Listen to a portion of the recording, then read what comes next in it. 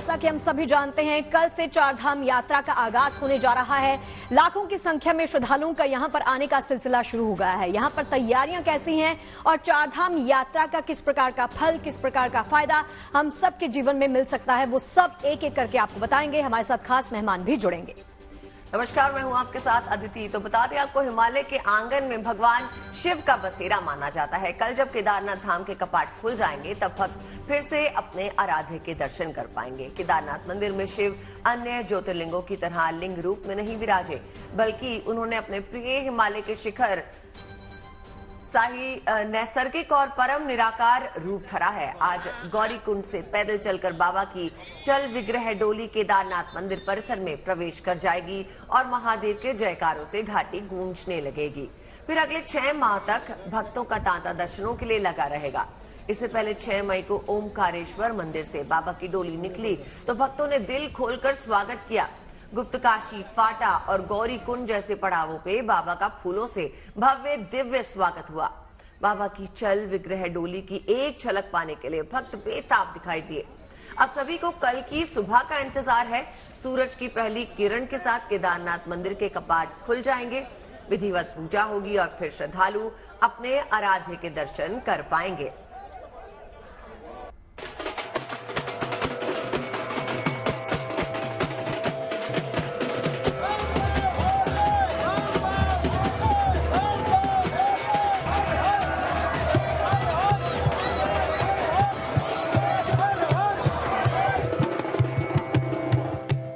उत्तराखंड में चारधाम यात्रा की शुभ घड़ी आ गई है। 10 मई अक्षय तृतीया के पवित्र मौके पर 3 धामों की यात्रा का शुभारंभ हो रहा है। बता दें, श्री बद्रीनाथ को छोड़कर तीनों धाम केदारनाथ, यमुनोत्री और गंगोत्री के कपाट 10 मई को खुल रहे हैं, जबकि भगवान बद्री विशाल के द्वार 12 मई को श्रद्धालुओं के दर्शन के लिए खोले जाएंगे, जिसके लिए मंदिर समिति इस पवित्र स्थल को सजाने संवारने में जुटी है। वहीं 6 मई को उखीमठ से चली भगवान केदार जी की डोली अपने सभी पड़ावों को पार करते हुए गौरी कुंड पहुंची, जिसके बाद 9 मई को भगवान शिव की डोली केदारनाथ धाम पहुंचेगी।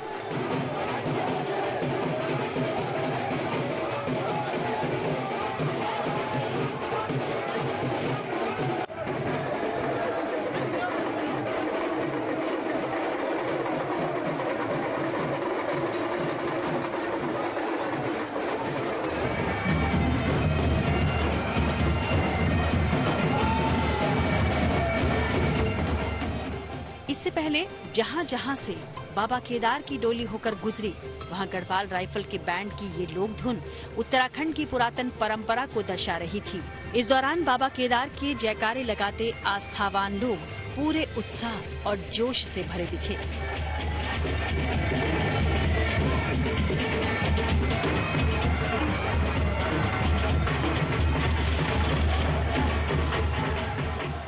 कुछ ऐसा ही जोश बुधवार को ऋषिकेश से पैदल चारधाम यात्रा पर निकले इन साधु संतों के अंदर भी दिखा। बताया जा रहा है कि चारधाम यात्रा के लिए तीर्थयात्रियों की गाड़ियों की रवानगी आज 9 मई को ऋषिकेश से की जाएगी। यकीनन 6 महीने के विश्राम के बाद इन चारों धामों की रौनक अब देखने लायक रहेगी। हर तरफ भगवान के कई रूपों की पूजा अर्चना करने श्रद्धालु पहुंचेंगे। वहीं अतिथि देवो भव की भावना लिए उत्तराखंड सरकार भी अपने देसी विदेशी मेहमानों का स्वागत करने के लिए तैयार है।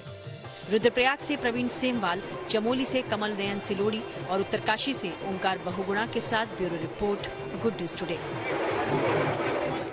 तो देखिए, केदारनाथ धाम जो है कल श्रद्धालुओं की तादाद के साथ, उनकी संख्या के साथ कल से गुलजार होने वाला है, क्योंकि कपाट कल से खोल दिए जाएंगे। अक्षय तृतीया का खास मौका होगा। चलिए, इसी पर खास बातचीत करने के लिए हमारे साथ 2 खास मेहमान जुड़ रहे हैं। हमारे साथ जुड़ रहे हैं संजय शर्मा जी, बहुत बहुत स्वागत है, नमस्कार आपके। और मेरे साथ जुड़ रही हैं अनन्या वान्या आर्या जी। वान्या जी, बहुत बहुत स्वागत है आपका गुड न्यूज टुडे पर। चलिए, इस चर्चा को आप दोनों के साथ ही आगे बढ़ाएंगे। सबसे पहले ये वॉक थ्रू दिखा देते हैं अदिति।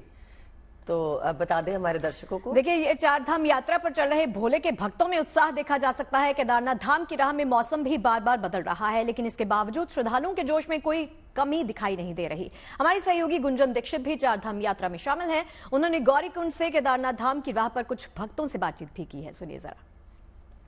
केदारनाथ को माना जाता है 12 ज्योतिर्लिंगों में सबसे श्रेष्ठ और इसीलिए बाबा केदार के दर्शन करने के लिए जो दुर्लभ रास्ते हैं उनसे होकर लोग गुजरते हैं और बाबा केदार के धाम पहुंचते हैं, उनके दर्शन करते हैं। इन तस्वीरों के साथ मैं आपको बताना भी चाहूंगी, लेकिन तब तक आप तस्वीरें भी देखते रहिए, हमारे दर्शक भी देखते रहेंगे किस तरीके से बाबा की जो डोली है 6 मई को विग्रह ओंकारेश्वर मंदिर उखी मठ से चली है, गुप्तकाशी पहुंची। उसके बाद 7 मई को बाबा केदार की डोली गुप्तकाशी से रवाना होकर फाटा पहुंची। 8 मई को केदारनाथ की डोली फाटा से रवाना हो चुकी है और गौरीकुंड कल रात को यहाँ पर आ गई थी। अब से कुछ देर पहले हमारे ऊपर की ओर जाने से पहले ही डोली ऊपर की तरफ निकली है, जो कि आज करीब मैं मानकर चल रही हूँ 2 बजे तक केदारनाथ धाम पहुंच जाएगी और कल सुबह 7 बजे पूरे परंपरागत रूप से कपाट केदारनाथ धाम के खुल जाएंगे। करीब 18 किलोमीटर की चढ़ाई है गौरीकुंड से लेकर केदारनाथ धाम की, तो जाहिर सी बात है इतनी लंबी यात्रा करते हैं, 5 से 6 घंटे पैदल चलते हैं तो गर्मी लग जाती है। तो अभी लग रहा है अभी तो बहुत लंबा ऊपर तक चढ़कर जाना है। जी बहुत लंबा है, बस उनका आशीर्वाद है, पहुंच जाएंगे आराम से। आप लोग कहाँ से हैं? उत्तरकाशी पिलखुआ। अच्छा, कैसा लग रहा है? बहुत बढ़िया। पहली बार आ रहे हैं? हाँ, फर्स्ट टाइम। मन की खुशी मिलेगी, बहुत बड़ी मन की खुशी, जीवन की सबसे बड़ी खुशी मिलेगी। पहली बार आ रहा हूँ और मैं बहुत ही बड़ा प्रफुल्लित खुद को महसूस कर रहा हूँ। It is a wonderful experience. हल्की हल्की धूप भी यहाँ पर खिली हुई है, उतनी ठंड तो नहीं है, लेकिन मैं मानकर चल रही हूँ जैसे जैसे हम ऊपर चढ़ेंगे ठंड होगी। और वेदर फोरकास्ट की भी बात करें तो आज करीब -1 डिग्री तापमान केदारनाथ का रात को जाने वाला है। वानिया जी और संजय जी, देखिए आस्था इतनी है कि -1 डिग्री टेम्परेचर के चलते भी जो यात्री हैं वो बिना घबराए आगे बढ़ते जा रहे हैं। वानिया जी, आपसे जानना चाहूंगी, कहते हैं बद्रीनाथ धाम को लेकर के जो जाए बद्री वो ना आए औदरी, यानी कि दूसरा जन्म लेने की जरूरत नहीं अगर आप बद्रीनाथ जाते हैं। किस तरह से पापों की जो है पापों से मुक्ति मिलती है, नया जन्म नहीं लेना पड़ता, इसके ऊपर थोड़ी सी हमें जानकारी दीजिए। पहले सबसे पहले जीएनटी के माध्यम से आप सभी को मेरा नमस्कार। तो चारधाम यात्रा जो है वो शुरू हो चुकी है और जिस हिसाब से अदिति जी ने भी पूछा कि मतलब कहते हैं ऐसी मान्यता है कि जो लोग भी बद्रीनाथ की यात्रा कर लेते हैं उन्हें दोबारा जो है वो गर्भ में जन्म नहीं लेना पड़ता और ये जो जन्म मरण का ये जो चक्र है इससे मुक्ति मिलती है, मोक्ष की प्राप्ति होती है। इसके अलावा कहते हैं जो लोग भी ये चारधाम यात्रा कर लेते हैं, केदारनाथ, बद्रीनाथ, यमुनोत्री और गंगोत्री, ये चारधाम आपको हर इंसान को अपनी लाइफ में एक बार ये चारधाम जरूर विजिट करने चाहिए। क्योंकि कहते हैं कि जैसे हम कहते हैं ना कि गंगा में नहा के भी सारे पापों की मुक्ति होती है, तो जो भी हमने लाइफ में जितने भी सिंस किए होते हैं, पाप किए होते हैं, जाने अनजाने में हमने कई बार किसी को हर्ट किया होता है और कई बार हमारे बहुत सारे पास्ट लाइफ कर्मास होते हैं, कुछ नेगेटिव कर्मास होते हैं जिसका कर्ज जो है हमें इस जन्म में भुगतना पड़ रहा होता है, जिसकी वजह से हमारे जीवन में इतनी सारी सफरिंग्स आती है। किसी का हेल्थ कर्मा आता है, किसी का रिलेशनशिप कर्मा आता है। तो जब भी हम चारधाम की यात्रा करते हैं इसको बोलते हैं क्लिनजिंग, डिटॉक्सिफिकेशन।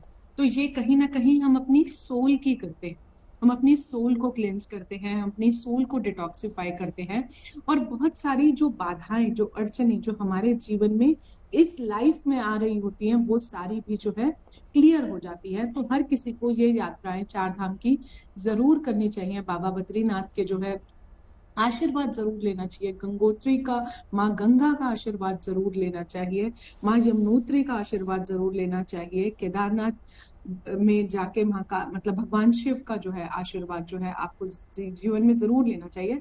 क्योंकि जो भी इष्ट देव है इन स्थानों के, जो भी उनके कारक हैं, जो भी वो हमारे जीवन में देते हैं, जैसे भगवान शिव जो है हमारी लाइफ में हमें बहुत कुछ देते हैं, हमें विजनरी बनाते हैं, हमें चीजों को फॉरगिव करना सिखाते हैं, भगवान शिव हमें चीजों से ऊपर उठाते हैं।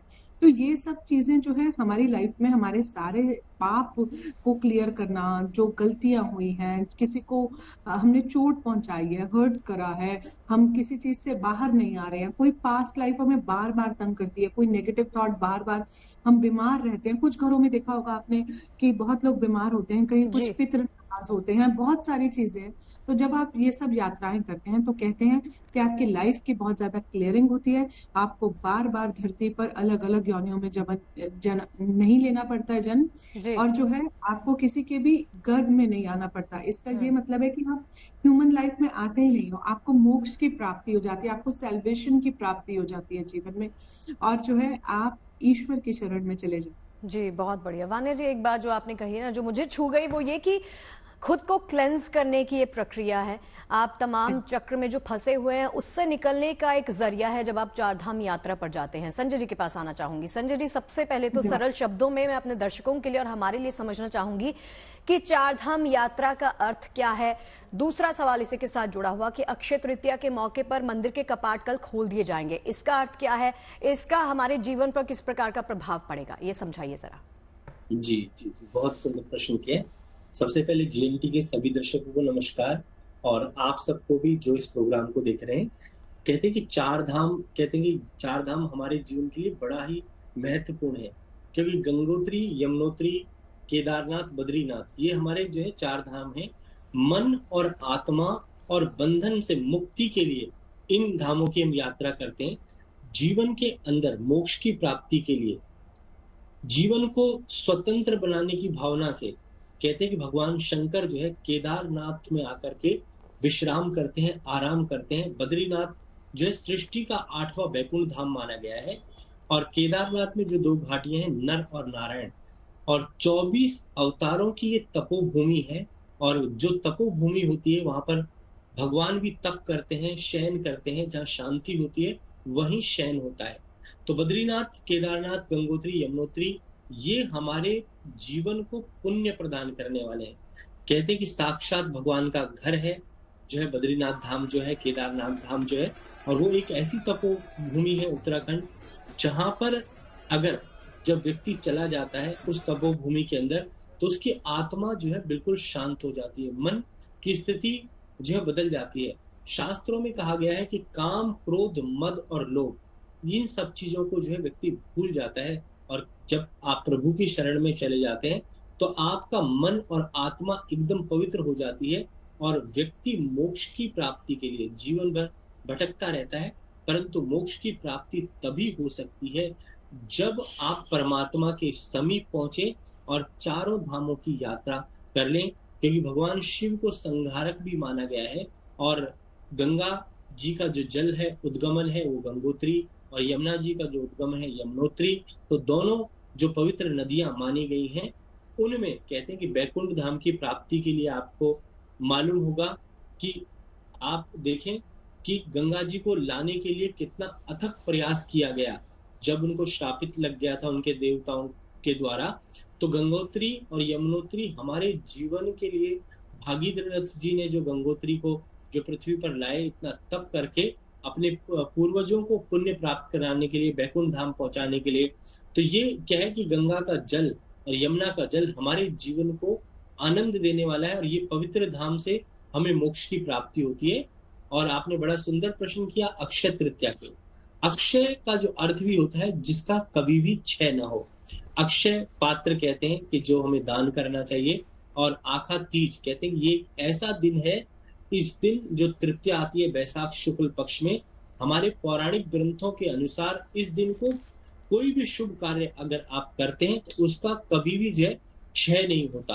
क्षय का अर्थ है कि उसका फल हमें हमेशा प्राप्त होता है। इस दिन स्वयं सिद्धि मुहूर्त होते हैं, कहते हैं शुक्र अस्त होने के बाद में इस दिन विवाह हो जाता है। और समुद्र नदियों में इस दिन स्नान करने से हमारे सभी जो है पाप जो है दूर हो जाते हैं, और हमें सुख की और स्वर्ग की प्राप्ति होती है।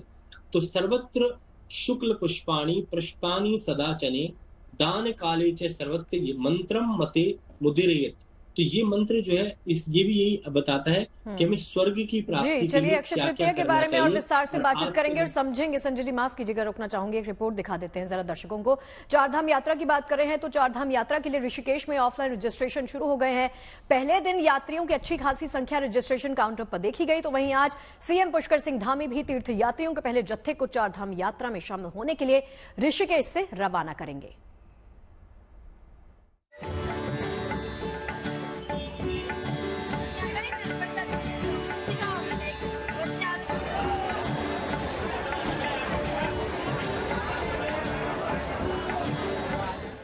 चारधाम यात्रा 10 मई से शुरू हो रही है। इस धार्मिक यात्रा में शामिल होने के लिए अब ऑफलाइन रजिस्ट्रेशन भी शुरू हो गए हैं। ऋषिकेश में पहले ही दिन यात्रियों की अच्छी खासी संख्या रजिस्ट्रेशन काउंटर पर देखी गई, जो लोगों के चारधाम यात्रा के प्रति उत्साह को दर्शाने के लिए काफी है। आप देख रहे हैं यहाँ मेरे पीछे, ये फिजिकल रजिस्ट्रेशन के लिए यहाँ पर भीड़ उमड़ी है और ये काफी तादाद में यहाँ पर लोग अपने रजिस्ट्रेशन के लिए आ रहे हैं। मतलब साफ है कि इस बार जो चारधाम यात्रा रहेगी उसमें काफी ज्यादा भीड़ आने की उम्मीद है। हालांकि इससे पहले ऑनलाइन रजिस्ट्रेशन का मई की शुरुआत में ही बड़ा रिकॉर्ड बनाने का सिलसिला अब तक जारी है। इस वक्त 21 लाख से ज्यादा की ऑनलाइन बुकिंग हो चुकी है, जिस वजह से मई महीने की बुकिंग तो फुल है, जबकि जून महीने की बुकिंग की जा सकती है। वहीं बुधवार को मुख्यमंत्री पुष्कर सिंह धामी भी रुद्रप्रयाग पहुंचे। उन्होंने खासकर केदारनाथ यात्रा की तैयारियों और कपाट खुलने के समय होने वाले कार्यक्रमों की समीक्षा की। उन्होंने उम्मीद जताई कि इस बार काफी संख्या में श्रद्धालु पहुंचेंगे, जिनके सत्कार के लिए शासन और प्रशासन तैयार है। बाबा केदार की यात्रा पिछले वर्ष की तुलना में इस वर्ष और ज्यादा होने की जो संभावना है या जो भी आकलन आ रहे हैं, तो अच्छी होनी चाहिए। उसके निमित्त यहाँ पर जिला प्रशासन ने भी बहुत सारे काम किए हैं। साफ सफाई की अच्छी व्यवस्था की है, रास्तों के लिए अच्छा काम किया है। यहाँ के जो पुराने पुल हैं उन पुलों का सौंदर्यीकरण भी किया है, कहीं पर पेंट इत्यादि करके अच्छा उसको नव निर्माण और एक अच्छा रूप देने का काम हुआ है। यहाँ पर टॉयलेट्स बनाए गए हैं, यात्रा सिस्टमेटिक रूप से चले, यहाँ का कंट्रोल रूम यहाँ पर स्थापित किया गया है और अच्छा हो, मैंने खुद जाकर देखा है।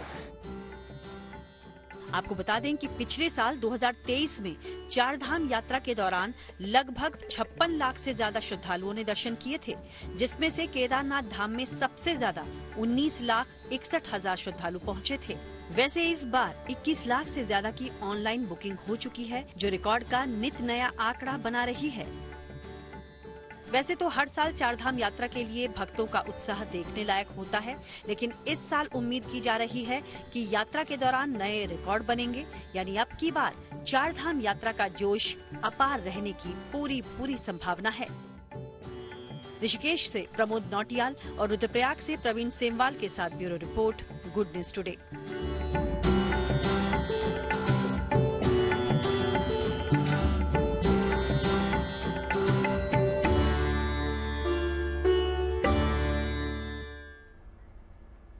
देखिए, चारधाम यात्रा का जोश और उल्लास इसी से देखते ही बनता है कि कितने रजिस्ट्रेशंस आ चुके हैं। जितने यात्रियों ने पिछले साल यात्रा की उससे कई ज्यादा इस बार रजिस्ट्रेशंस ऑलरेडी हो चुके हैं। तो आइए बात करते हैं हमारे मेहमानों से। हमारे साथ संजय जी तो जुड़े हुए हैं, वान्या जी से हमने पहले भी बात की। वान्या जी, देखिए इस चारधाम यात्रा के महत्व के बारे में तो हमने आपसे समझ लिया, लेकिन ये बताइए कि इतनी कठिनाई के बाद जब भक्त यात्रा के लिए निकलते हैं, यात्रा के दौरान इतनी मुश्किलों का सामना करते हैं, वो जोश, वो जज्बा भगवान को लेकर जिस तरह से मन में रहता है, वो कहां से प्राप्त हो रहा होता है? वो कौन सी एक शक्ति है जो उन्हें ड्राइव देती है आगे बढ़ने की? बहुत ही सुंदर प्रश्न अदिति जी आपने पूछा है कि वो एक्चुअल में वो पावर आती कहाँ से है। अदरवाइज हम जरा सा चलते हैं तो हम थक जाते हैं, लेकिन जब हम इतनी बड़ी यात्रा करते हैं, इतनी लंबी यात्रा करते हैं, इतनी कठिन यात्रा करते हैं, तो कहाँ से आती है? कहीं ना कहीं वो एक कोई ना कोई स्पिरिचुअल पावर तो होती है ना, जो हमारे बैकएंड पर चलती है हमारे साथ, जो हमें लाइफ में इन सब चीजों को कराने के लिए इतनी हिम्मत देती है, इतनी शक्ति देती है हमारे अंदर, इतनी ऊर्जा भरती है। क्योंकि कहीं ना कहीं एक स्पिरिचुअल पावर है, एक साइकोलॉजिकल सेटिस्फैक्शन है कि हम चारधाम यात्रा कर रहे हैं। क्यों कर रहे हैं? इसके बहुत सारे रीजंस हैं। जो लोग भी चारधाम यात्रा कर लेते हैं उन्हें एक अच्छी आयु, लंबी आयु की प्राप्ति होती है, उन्हें आरोग्य की प्राप्ति होती है, उन्हें किसी भी तरह के हेल्थ इश्यूज नहीं आते हैं। ईश्वर जब हम इन यात्राओं पर चलते हैं तो ईश्वर जो है हमारे साथ चलता है। जैसे मैंने पहले बताया कि हमारे कर्मा क्लेंस होते हैं और कहीं ना कहीं हमारे सारे पापों से मुक्ति मिलती है, हमारा मन शांत होता है, हमारी आत्मा शांत होती है। और जब हमारी सोल शांत होती है ना, जब हम अंदर से शांत है तो हम बाहर से हमेशा शांत ही रहते हैं, क्योंकि जो हमारे अंदर होता है वही हम बाहर रिफ्लेक्ट करते हैं। लैक होता है तो लैक रिफ्लेक्ट करते हैं, प्यार होता है तो प्यार रिफ्लेक्ट करते हैं, एंड वाइस वर्सा। तो अब क्या होता है, जब जो जो लोग ये चार धाम की यात्रा करते हैं, इनको आगे वंश वृद्धि होती है, प्रोगैनी में भी ये जो है बहुत बड़ा रोल प्ले करता है। आपने देखा होगा कुछ घरों में संतान प्राप्ति नहीं हो रही होती है, कुछ घरों में पितृदोष होता है, या कुछ घरों में सब कुछ होता है लेकिन एक मन की शांति नहीं होती, पीस नहीं होता, एनर्जी नेगेटिव होती है। तो जब ये आप लोग चार धाम की यात्रा करते हो तो ये एंटायर जो है ओवरऑल, खाली उसका फल आपको नहीं मिलता, आपके परिवार को, आपकी जनरेशन्स तक को भी उसका फल मिलता है। भगवान विष्णु जो है 6 महीने विश्राम करते हैं, तो इतना, जब अगर ईश्वर वहां पर 6 मंथ्स के लिए विश्राम कर सकते हैं, जब वहां वो उठते हैं, कपाट खुलते हैं, उन्हें उनकी इतनी ब्लेसिंग्स मिलती हैं, ब्लेसिंग से हम जीवन में ग्रो करते हैं, हमारे अंदर हिम्मत आती है, शक्ति आती है, और हम एक धाम करते हैं। फिर हमें, क्योंकि ऐसी मान्यता है कि अगर आप एक केदारनाथ करते हो, उसके साथ अगर आप बद्रीनाथ भी करते हो, तो आपकी यात्राएं जो है पूर्ण होती हैं, कंप्लीट होती हैं। तो जब हम ये चारों धाम कर लेते हैं तो कहीं ना कहीं मोक्ष की प्राप्ति, साल्वेशन, और आप सबसे पहले देखिए कि आप साइकोलॉजिकली भी कहीं ना कहीं, मैं हर चीज को एक साइकोलॉजिकल इम्पैक्ट से भी देखती हूँ। जी तो जी बोलिए। कहीं ना कहीं साइकोलॉजिकल इम्पैक्ट भी जो है बहुत ज्यादा आता है, कि आपको मेंटल भी लगता है कि आपने ईश्वर की प्राप्ति कर ली, कि इससे आगे कोई है ही नहीं, ये थ्रेशोल्ड इनफाइनाइट लिमिट है, इसके ऊपर कुछ नहीं है। जब चार धाम यात्रा कर ली तो उसके बाद लाइफ में क्या बचा है, नेक्स्ट क्या है, नेक्स्ट स्पिरिचुअल पाथ आपका मोक्ष है। तो इन द सेंस कि आपको ये जो जन्म मरण, फिर आना, फिर मरना, फिर मतलब ये जो धरती पर आना, और तो ये इन सब चीजों से जब मुक्ति मिल जाती है तो आपकी सोल जो है शांत हो जाती है, आपकी सोल रेस्ट में चली जाती है, पीस में चली जाती है, ईश्वर की शरण में चली जाती है, क्योंकि लाइफ में सबसे ऊपर ईश्वर को पाना है, उससे ऊपर तो कुछ नहीं है। So that is the extreme limit. तो ये सब चीजें जब आप चार धाम की यात्रा कर लेते हैं तो आपको प्राप्त होती है। जी मुझे चलिए लौटती हूँ आपके पास। देखिए गौरीकुंड से केदारनाथ की तरफ एक जत्था जा रहा है और हमारी सहयोगी गुंजन दीक्षित वहीं पर मौजूद हैं, उनके पास चलते हैं। यात्रा की शुरुआत हुई है जो कि गुप्तकाशी फाटा के बाद गौरीकुंड होती हुई केदारनाथ धाम पहुंचेगी। ये हेलीपैड जहां पर इस वक्त हम मौजूद है, साथ ही साथ बाबा की डोली को ऊपर की तरफ ले जाते हुए ये तमाम जो पुजारी हैं वो आपको नजर आएंगे, और आगे एक बटालियन निकली है जो कि बाबा के गीत बजा रही है, और उसके बाद इस डमरू की थाप पर बाबा की ये डोली आगे बढ़ती हुई। हर हर महादेव, हर हर महादेव। अभी कब से ये यात्रा निकली है, कब तक पहुंचेगी, इसके बारे में बताइए। मैडम आज शाम को ये 4 से 5 बजे के करीबन वहाँ पहुंच जाएगी, और ये अभी अपने मध्यकाल में पहुंच चुकी है। अच्छा। अन्य लोग, सारे भक्तगण ऊपर इंतजार कर रहे हैं बाबा का। इस डोली के बारे में डोली ये बाबा की चलमुखी पंचमुखी डोली है, चल उत्सव डोली बोला जाता है। जी जी चलो आगे बढ़ो, ऐसे आइए।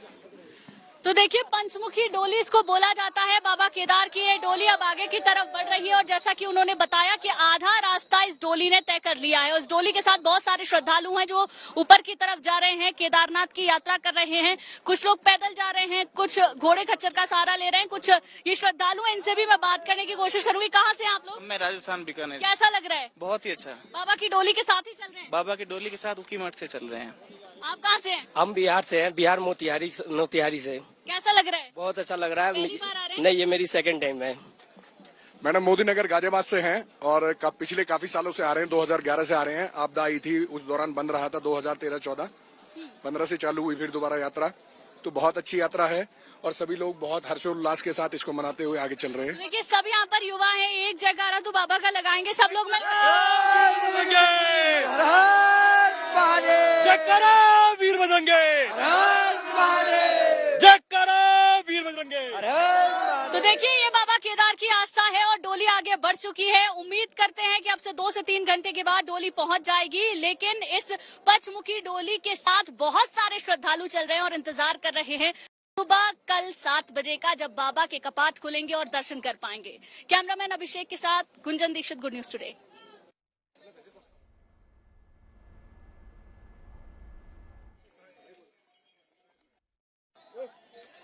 बाबा केदार के कपाट खुलने में महज एक दिन का वक्त बचा हुआ है और क्योंकि वक्त बहुत कम है तो श्रद्धालुओं ने गौरी कुंड से लेकर केदार धाम तक का सफर तय करना शुरू भी कर दिया है।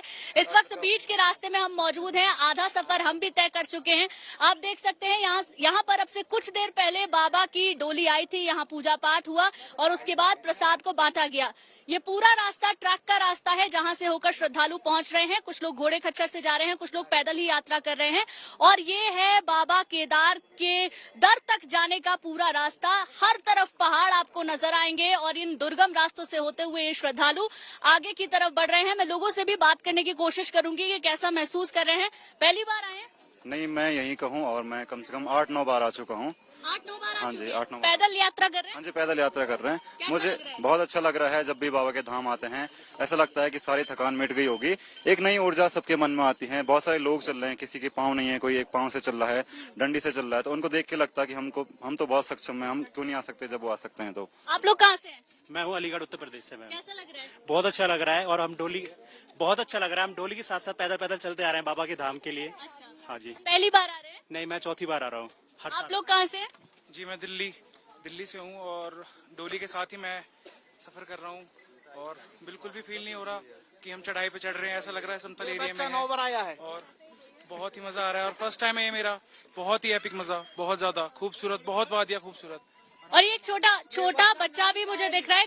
कौन सी बार चढ़ रहे हो ऊपर? मैं 9th टाइम। 9th time? सबसे पहली बार कितने साल के थे जब चढ़े थे? मैं 2 साल पहले आया था। अच्छा। हाँ, और तब से मैं आ रहा है जा रहा हूँ। ओपनिंग, क्लोजिंग, फिर श्रावण में 2 बार। इतना ज्यादा क्यों? मतलब आस्था है या अच्छा लगता है, वेदर पसंद है? शंकर भगवान पसंद है। शंकर भगवान पसंद है। तो बाबा के लिए कोई गाना गाएंगे? शिव कैलाशो के धौरी दारो के राजा, शंकर संकट हरणा, ओ बोले बाबा भंडारी की जय, भोलेनाथ की जय, बाबा कैलाश की जय। मुझे इस बार इसने बोला कि मेरे को कराएगा तो मैं आज इसके साथ आया हूँ इस बार। आप बड़े भाई हैं? हाँ जी, बिल्कुल। अरे मैं कोटा राजस्थान से हूँ। हाँ। और ये गुजरात से है। अच्छा। बिल्कुल। तो देखिए ये आस्था है। आप हर आयु वर्ग के लोगों को देख सकते हैं कितना ज्यादा उत्साह है। अभी आधा रास्ता ही तय हुआ है, आधा तय करना बाकी है, लेकिन उत्साह में कोई कमी नहीं है। और आप सोचिए जैसे जैसे वो वक्त करीब आएगा जब बाबा के पट खुलेंगे और ये तमाम श्रद्धालुओं को दर्शन होंगे तो कैसा वो अलौकिक दृश्य होगा। कैमरामैन अभिषेक के साथ Gunjan Dikshit, good news today.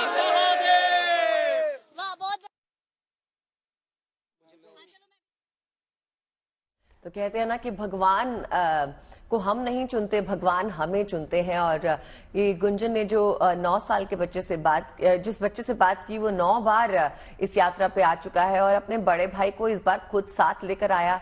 ये बेहद एग्जाम्पल सेट करता है। मुझ में और मैं शून्य हो रहा हूँ।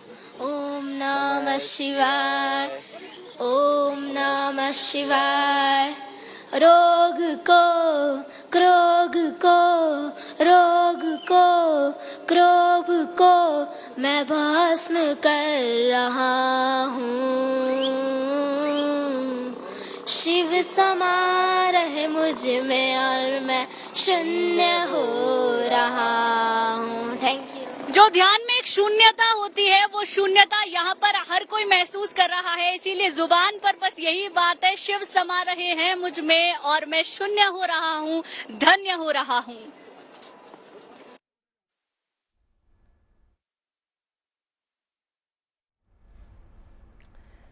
और देखिए कल सुबह खुलेंगे केदारनाथ धाम के कपाट। उससे पहले आपको तस्वीरें दिखा रहे हैं। ये दुर्गम मार्ग से लगातार आगे बढ़ते हुए श्रद्धालुओं का जत्था कल सुबह 7 बजे जब केदारनाथ धाम के कपाट खुलेंगे तो पूरे उल्लास के साथ वो अद्भुत और अलौकिक दृश्य जो होगा वो देखने वाला होगा।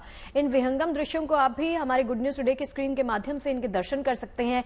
ये वो विग्रह डोली है जो लगातार आगे बढ़ती जा रही है। श्रद्धालुओं का जत्था जो है शाम तक, जैसे उन्होंने बताया कि आधा सफर पूरा हो चुका है, आधा फासला पूरा कर लिया गया है और आधा फासला जो है अभी बाकी है। तो यहां से लगातार धीरे धीरे आगे करते हुए ये डोली आगे बढ़ती जा रही है और केदारनाथ धाम के कपाट कल सुबह अक्षय तृतीया के खास मौके पर खोल दिए जाएंगे।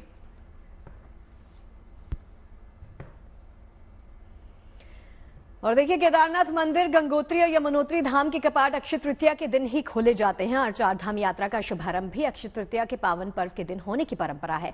अक्षय तृतीया पर्व कल मनाया जाएगा। अक्षय तृतीया यानी वो तिथि जिस दिन सृष्टि में सतयुग और त्रेता युग की शुरुआत हुई थी। मान्यता यह है कि अक्षय तृतीया की तिथि पर किया गया कोई भी पुण्य काम अक्षय फल देता है। इस दिन को स्नान, ध्यान और दान के लिहाज से भी बेहद पवित्र और फलदायी माना गया है।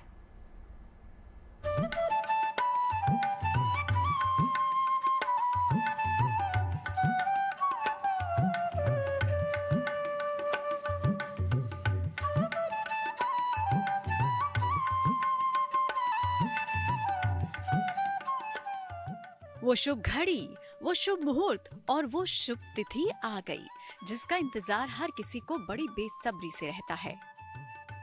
खासकर सनातन धर्म में आस्था रखने वालों को। किसी को नए बिजनेस की शुरुआत करनी होती है, किसी को शादी ब्याह, किसी को गृह प्रवेश, तो किसी को करनी होती है सोने के आभूषणों की खरीदारी। ये शुभ तिथि है अक्षय तृतीया, यानी जिसका क्षय न हो। अक्षय तृतीया को स्वयं सिद्ध मुहूर्त माना गया है। अक्षय तृतीया के दिन कोई भी नया मांगलिक कार्य करना बहुत शुभ होता है। मान्यता है कि अक्षय तृतीया का दिन इतना शुभ होता है कि इस दिन जिस भी काम को शुरू किया जाए उसमें सफलता मिलने की पूरी गारंटी होती है। देखिए, अक्षय तृतीया पर सूर्य और चंद्रमा अपनी उच्च राशि में मौजूद होते हैं, इसीलिए अक्षय तृतीया पर ऐसा माना जाता है कि जो कार्य आप करते हैं उसका फल अक्षय होता है, उसका फल कभी नष्ट नहीं होता। इसीलिए अक्षय तृतीया पर पुण्य कार्य करना, शुभ कार्य करना ज्यादा बेहतर होता है।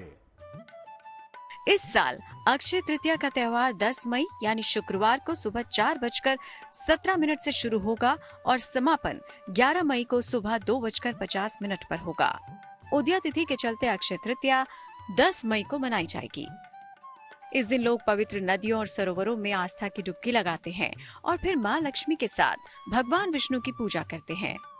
मान्यता है कि ऐसा करने से माँ लक्ष्मी प्रसन्न होती हैं और खुशहाल दाम्पत्य जीवन का आशीर्वाद देती हैं। साथ ही माँ लक्ष्मी की कृपा से कभी धन वैभव की कमी नहीं होती और इंसान के जीवन में तरक्की के नए द्वार भी खुलते हैं।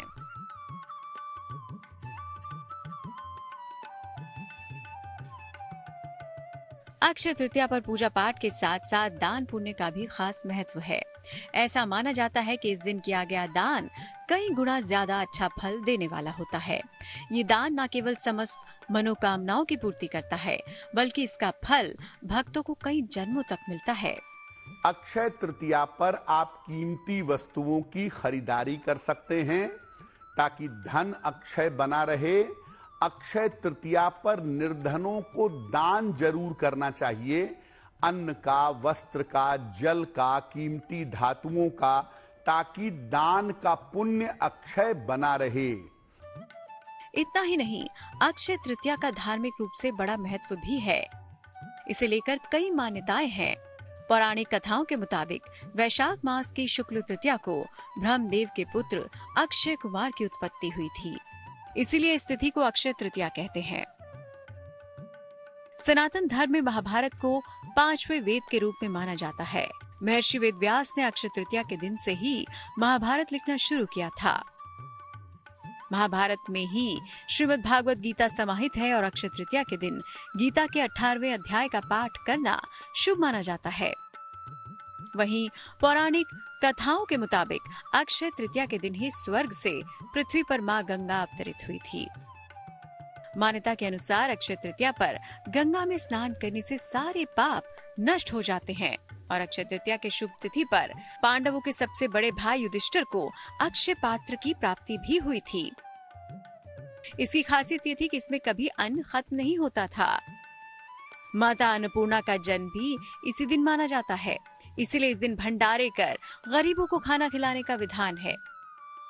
इसके अलावा अक्षय तृतीया के दिन से ही सतयुग और त्रेतायुग के प्रारंभ की गणना होती है। और तो और उत्तराखंड की चारधाम यात्रा भी इस दिन से शुरू होती है। इसीलिए कहा जाता है कि वैशाख के समान कोई महीना नहीं, सतयुग के समान कोई युग नहीं, वेद के समान कोई शास्त्र नहीं है और गंगा जी के समान कोई तीर्थ नहीं है। उसी तरह अक्षय तृतीया के समान कोई दूसरी तिथि नहीं है।